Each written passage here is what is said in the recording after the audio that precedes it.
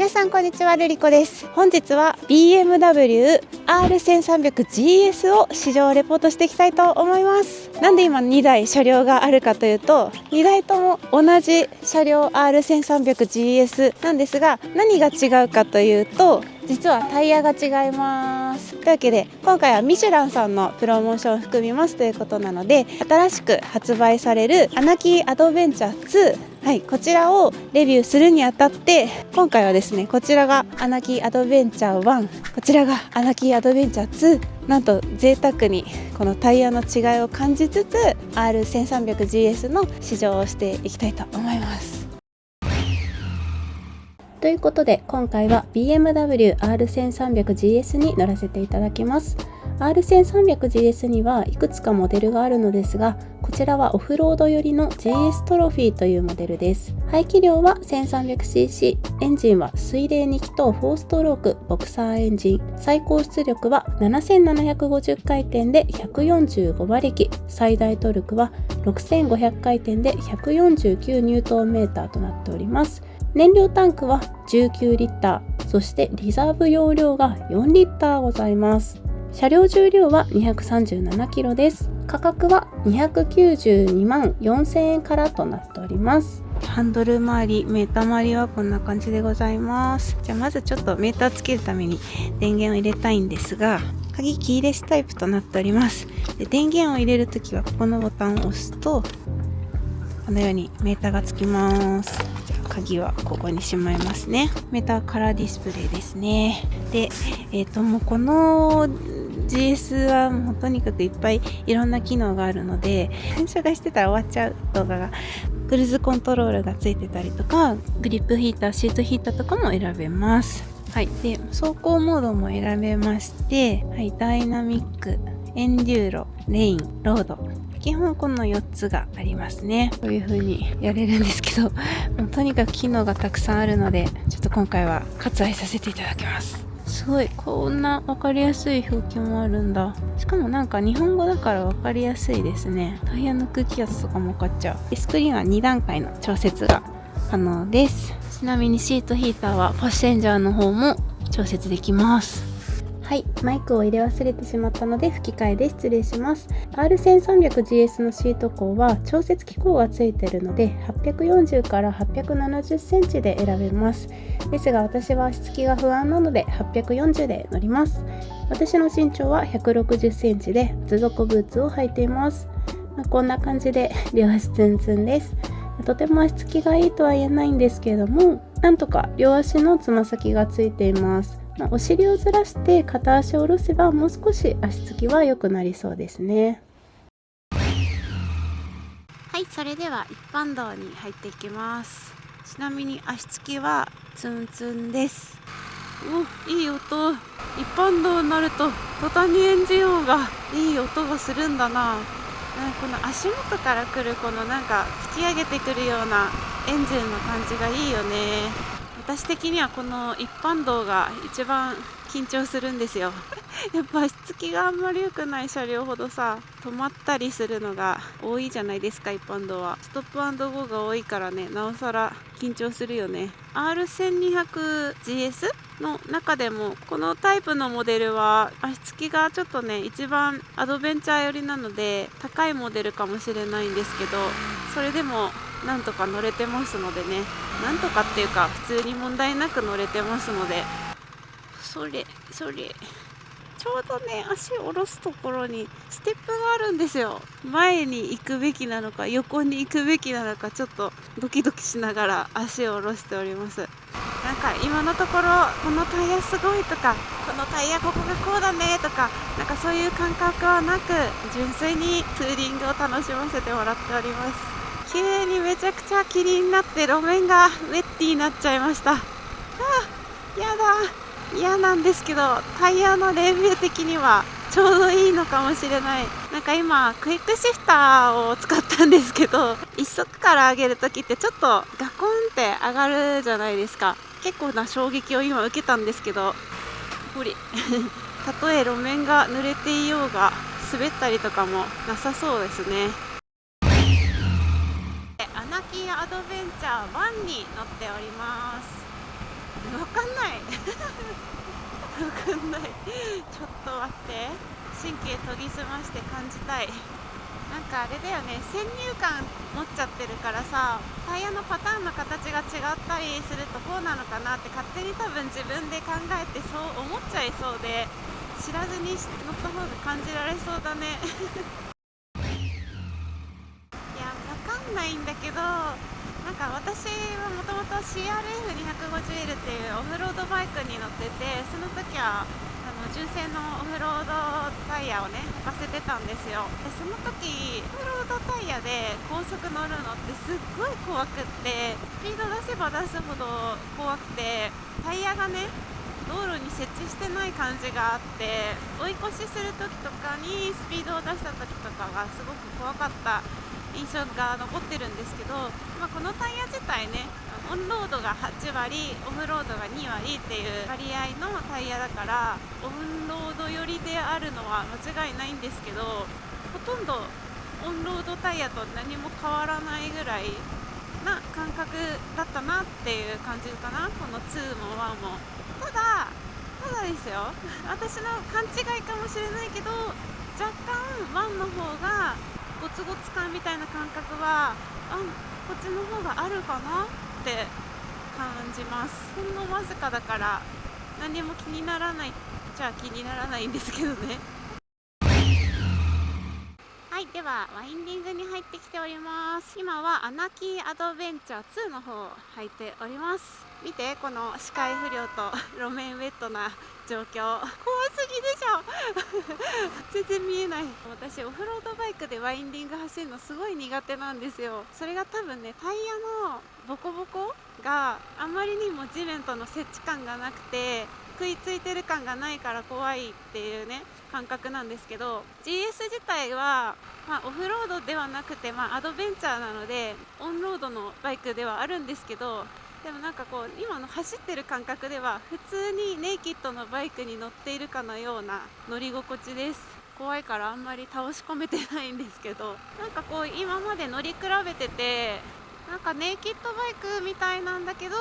すごく視界が良くって、よし攻めるぞみたいな気持ちにはならず、穏やかな気持ちでワインディングを楽しめております。でタイヤに関してはずっとね乗り比べてきてはいるんですけど、やっぱ私的には2の方がタイヤのごちごち感みたいなのがなくってですね、普通のオンロードタイヤみたいな感覚で走れてるかな。なんかちょっと倒し込んでカクって曲がる感覚もないし、かといってただただバイクが楽しいやっぱウェットじゃない路面の方がいいね。気持ちいいGS っていうとさ、こう旅の玄人の人が乗ってるイメージだから、このコックピットを見てるだけでなんか旅してる人みたいって思えるはい、続きましてはアナキーアドベンチャー1に乗っております。やっぱり違うかもしれない。やっぱり1と2乗り比べてみて、タイヤをより感じるっていうのは1なんです。タイヤがなんか回ってるなみたいな転がり感が分かるのは1なの。なんか2の方は本当になんだろう、スムーズで転がってる抵抗感が少ないっていうのかな。だからといってなんか乗りにくいとかそういうわけでは全然ないんですけどね。はい、というわけで今回は BMW の R1300GS に乗らせていただきました。車体自体がとても大きいし、シートコンも高いから絶対私乗れないやってずっと敬遠してきた車両ではあったので、置いてあるバイクにまたがっただけだと高いな無理だなって思っちゃうんですけど、それはもう最新の装備がついてますから、乗ってエンジンかかっちゃえばこっちのもんなんで厚底ブーツを履いていますが、履いていれば160センチの私でもしっかり乗れてますので、絶対無理だって思わずに一回チャレンジしてみるのも大事ですね。やっぱ乗り心地はすごくいいし、装備もすごく豪華で、本当どこまでも走っていけちゃうような楽さです。今日もう乗って4、5時間ぐらい走ってますけど、なんか全く疲労感なく本当に何も疲れてないからいつまでも走り続けられちゃいそう。車両自体のネックとしては、やっぱ車体重たいな重たいなっていうのと、もうちょっと足つき良くなったらいいなっていうのが願いです。で、今日はメインであるね、ミシュランさんのアナキーアドベンチャー、こちらの1と2の乗り比べをさせていただきましたが、タイヤがね乗り比べて本当に分かるかは心配、大丈夫かなって言ってたんですけど、この1の方はオフロードタイヤっぽいタイヤのパターンを感じるっていう感覚が多くて、2の方はいい意味で全然タイヤ感が少ないんですよ。それが本当にオンロードバイクに乗ってるかのようなスムーズさ、安心感で、圧倒的にタイヤ設置してるな、タイヤのパターン感じないなと思ったのは2でした。これが率直な感想です。どちらも乗りにくいとかはなく、純粋にバイク楽しく乗れてるので、ぜひね気になる方はチェックしてみてほしいなと思います。タイヤは大事だからね。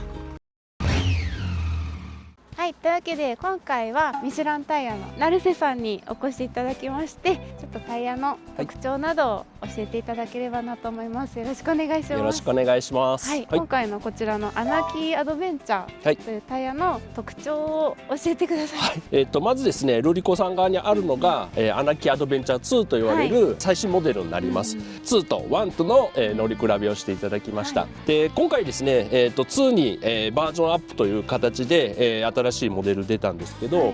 特にこの BMW の GS ようなアドベンチャーモデル、こういうモデルは車両の重量もありますし、あとは荷物を載せたりっていうことでパニアケースをつけたり、オフロードもいけるっていうので空気を抜いたりとか、そういった形でタイヤに求められる性能って結構高いんですね。重量にも耐えれて、空気を落とした時、オフロード走る時に空気を抜いてもタイヤ自体がしっかりグリップするような、そんな設計になっているのが、この2つのモデルになるんですけど、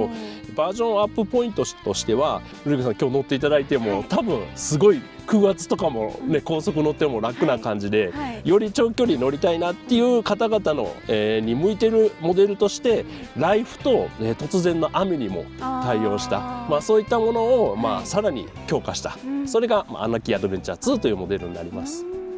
今回はこの1と2乗り比べさせてもらってるんですけど、どこが違うかっていうのはまたちょっと教えてもらいたいです。はい、一番大きな特徴っていうのは、見た目でもう全くタイヤのパターンが変わってきてるんですけど、2に関してはこういう甲羅状の大きいセンターブロックになってます。これによって路面に設置するときにすごく当たりが柔らかくなってですね、路面の微振動とかもこのブロック一個一個が吸収する形になるので、シートに伝わってくる振動だったり、高速とか長距離移動している時の疲労感っていうのはかなり抑えられてます。一方1のモデルっていうのは、その部分っていうのはオフロードの性能も考慮しながら作ってるので、やっぱり世代が新しくなってる分っていうのの、良さっていうのは、感じられるかなと思いますね。ほぼ使用用途としてはロードが8、オフが2、これはもう2も同じなんですけど、さらにロードの性能っていうのがアップしてます。よく設置する面が大きくなったっていう感じなんですかね。そうですね。見ていただくと、この設置する面のブロックなんですよ、大きさが全部違うんですよ。本当だ、全然違う。そうなんです。これ結構特徴的で、このブロックの大きさが常に一定だと、路面に当たった時に音の周波数がもうどんどん大きくなるんですね。でこのブロックが違うことによって、音が相殺されるというか、そういったような形で、最終的にはノイズ、耳から入ってくる疲労感っていうのも下がりますし、バイクの最も大事なマフラーの音っていうのがしっかり聞こえて、タイヤの音じゃなくてバイクを乗ってるなっていうのが、よくわかるような、そんな心遣いのあるタイヤになってます。私あんまりタイヤの違いとかは分かるか自信ないんですけど、純粋にいい音がするバイクだなと思いながら乗ってたんでそれを邪魔しないのが、タイヤのこの新しいポイントですね。今回ですね、プレミアムタッチデザインって言われる、ちょっとミシュラン特有のサイドウォールのロゴのデザインなんですけど、影文字のようにアナキーの文字がちょっとかなりおしゃれな感じでね、入ってるんですけどね。これがちょっと前のモデルよりバージョンアップしている部分になりますね。かっこいい。そうでしょう。でアナキーのロゴを見てると、スリップサインにちゃんとミシュランマンがいると。上手。はいそんなちょっと足元のおしゃれっていうのも、はい考えて作ってます、これはなんか知ってみると面白いですね。はいはい、というわけで今回は BMW R1300GS を試乗させていただきました。そしてタイヤの違い、アナキーアドベンチャー1と2、履き心地を確認させていただきましたが、どちらも私的にはあまり変わらなく楽しく乗れたので、自分のライフスタイルに合った方を履いてみるのもいいと思います。はい、というわけで最後までご視聴ありがとうございました。バイバーイ。Why, when you're away, do I miss you? Is it just because I can't kiss you? Is it dishes in the sink or the lack of a wink? Or just because I love my life with you?